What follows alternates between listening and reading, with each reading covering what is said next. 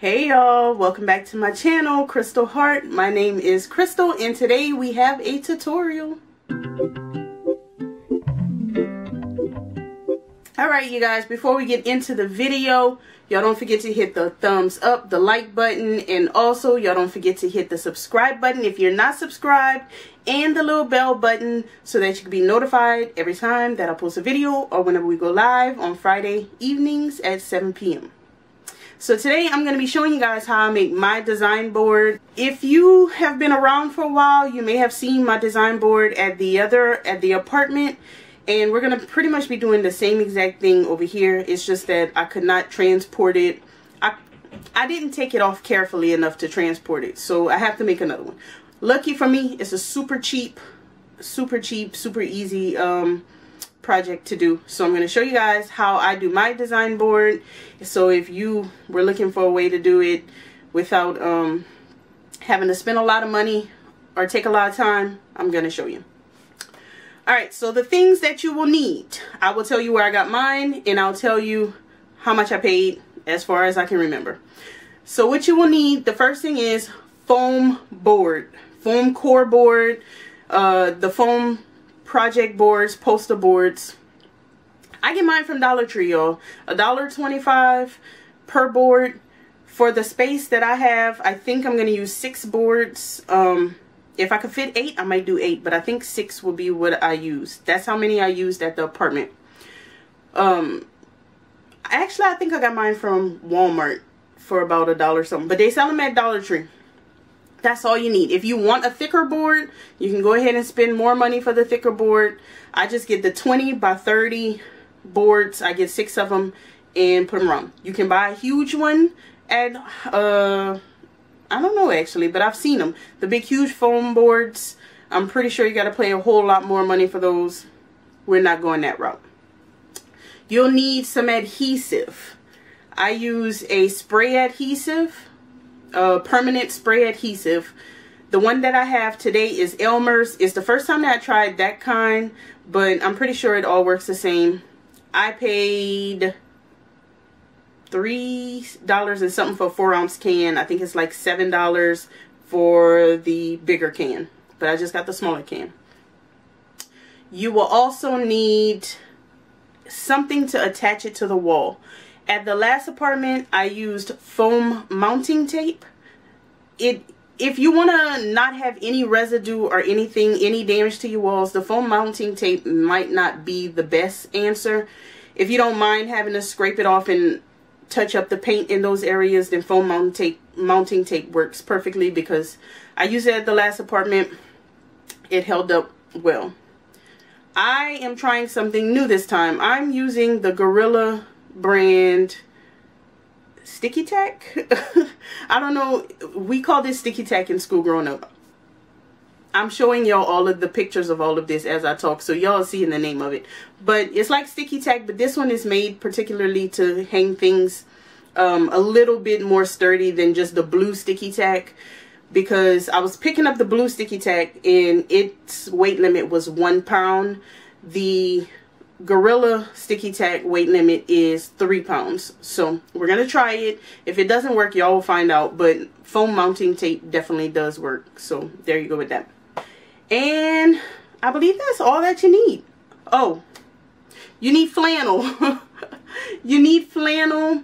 You can use flannel, batting, felt, anything to cover the boards with. I've done batting, felt, and flannel, so I can tell you how all of them work. Flannel for me was the best at being able to hold the fabric up without it falling off. You don't need pins or anything, as long as it's lightweight. Batting worked well. Cotton batting worked well for that as well. Polyester batting did not work well for that. Everything fell. I had to pin. And felt. Sometimes it would stick, sometimes it wouldn't. It wasn't very reliable on that aspect. So I had to use pins. The flannel, the first time I did it with flannel, I used a flannel back tablecloth, and that worked perfectly fine. This time I went over and bought some really cheap flannel fabric. I think I paid $4 a yard, less than that, because it was $11. No, It was $4 a yard for 3 yards. So I bought 3 yards. I didn't do my math, so we'll see if I have enough. But anyway, cheap flannel. You can get it from Walmart. You can get it from Joann's, wherever. Just get some cheap flannel. And that's about it, y'all. We're going to cut to the garage where I'll be doing this. You need to be doing this in a well-ventilated area if you're using spray adhesive, because the fumes can get bad. Alright, let's head over to the garage and start the project.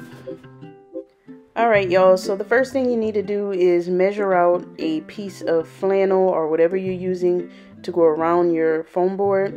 And I would say to leave about a 2-inch border around. I didn't do that all the time, but it's best if you want it to fit and not have to struggle. Leave your 2-inch border. Then you're going to get your adhesive spray and spray that thing down. Spray as much as you can all around. Try not to have any gaps in your spray. It will help it to stay smoother. The more you spray, the better. I mean, you want to keep a thin layer, but I'm saying cover every piece of the board. And then smooth out your fabric on top of the board. You have to kind of pull and smooth. This spray was drying quick, so smooth and pull, and until you get it as smooth as you want. And the wrinkles you see is because I didn't have a layer of glue across the entire board. Where there wasn't glue, it would kind of wrinkle up a little bit. So that's why I say make sure you have a lot of glue. And then when you turn it over, you're gonna snip a square into the corner pieces so that you can fold it over without it folding on top of each other. You'll see in a minute. So I'm just cutting a square on each corner. It doesn't have to be perfect or exact. Well, for me it doesn't. Maybe for you it does, but for me it doesn't. And then I'm gonna take my glue and spray along that border. And I'm shaking my finger because I'm showing you that I didn't have enough fabric. Don't do what I did on that part. Make sure your fabric is at least 2 inches long around the whole foam board, or you'll be struggling like I was. And spray your glue and then fold that fabric over. And also this stuff, that spray, adhesive spray, will get on your fingers and it is hard to get off. So be prepared for that. You'll have fabric and glue all stuck to your fingers. And I'm just gonna go all the way around and do that for the entire board.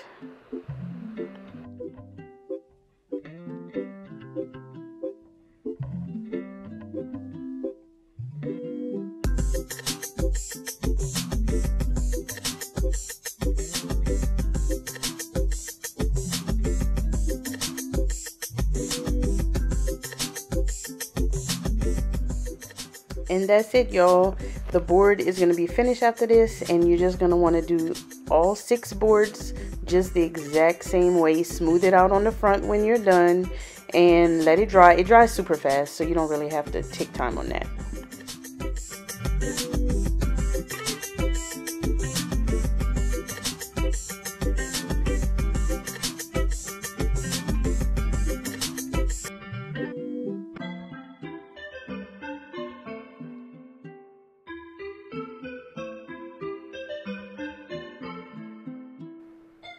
Okay, I'm just going to show y'all how I do one more, and then we're going to go back up to the posh room and put it on the wall.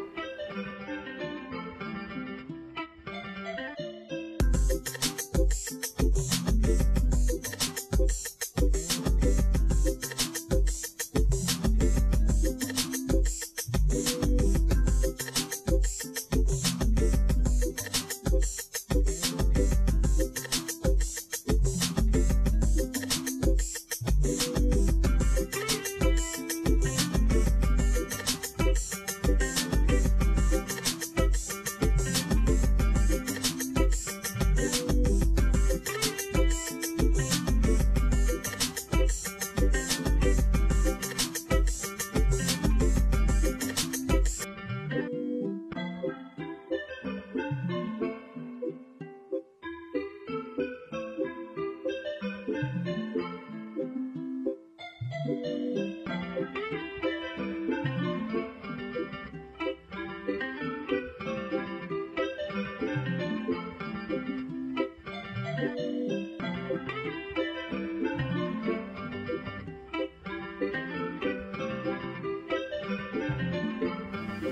have finished covering all of my boards. I have 6, so I guess now it's time to place them on the wall and test out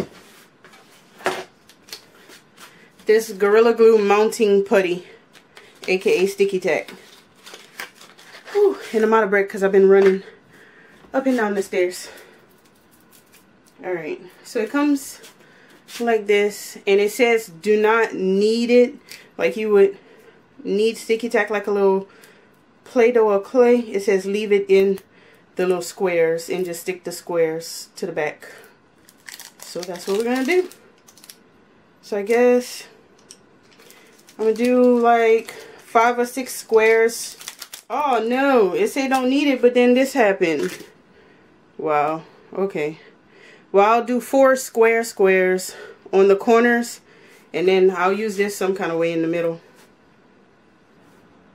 Okay, I'm measuring out, and I also have to be conscious of the fact that I have an electrical socket down there, so I can't go too low. So I'm gonna start there, so I know that I'm not, so that I'm lining up everything. Now I'm gonna take my mounting squares, since they say don't need it, but I guess I should have scissors, and put it, I don't know if I can put it on the fabric, so I'm not gonna.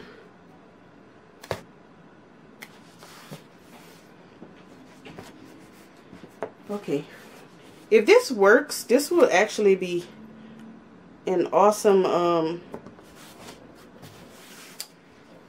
way to do this, rather than the mounting tape, because the mounting tape did peel paint off my wall in the apartment. So what I did was I put a piece on the 4 corners, in the middle on the side, and then I'll put some in the middle, because I have 6 boards that I need to hang, and the pack came with 6 strips, so I'll just use a whole strip for each one just to be sure.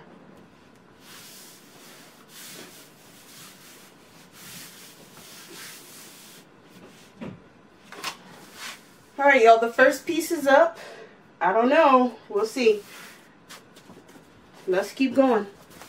So I've decided to cut these so that I'm not kneading it too much, since it says not to knead it. So I'm going to go ahead and cut the squares.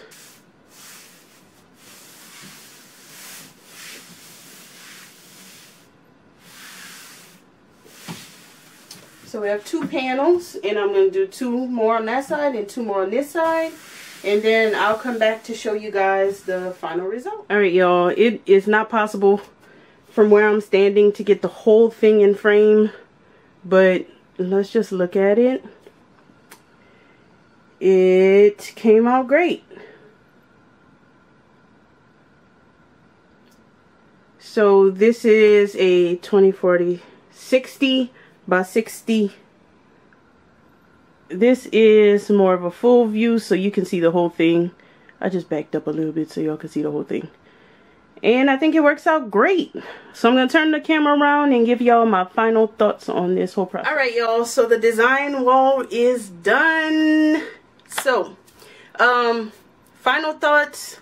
I've already done this process, so I know that I like it. The only thing different that I used was that mounting putty. If it holds up, it's an awesome thing. If it doesn't hold up, then I'll have to go back to mounting tape. But I'll let you guys know over time if anything ever happens, if it comes down. If you want to be able to stick pins in straight and not hit your wall, then you'll either need a thicker foam board, or you'll have to put some batting or something between the layer of foam and the flannel, so that you know you have more space for your pins, or get some shorter pins. But you can stick your pins in diagonally just fine. And that's about it, you guys. Thank you guys for watching. Let me know down below if you've done this method. I came up with this in my own head, but I'm pretty sure somebody else has done it before. So let me know how you did your design wall. And also with this, you can play around. You can cut the foam board into triangles and make like a quilt block design on the wall. I know they sell that kind of stuff, but you can make it yourself. I just didn't want to take the time to do all that. I'm fine with just a plain gray wall. So hit the like button, and also if you're not subscribed, go ahead and hit that subscribe button. If you're not in the Facebook group or following me on Facebook, both of those links are down below, and I'll see you guys next time. Bye.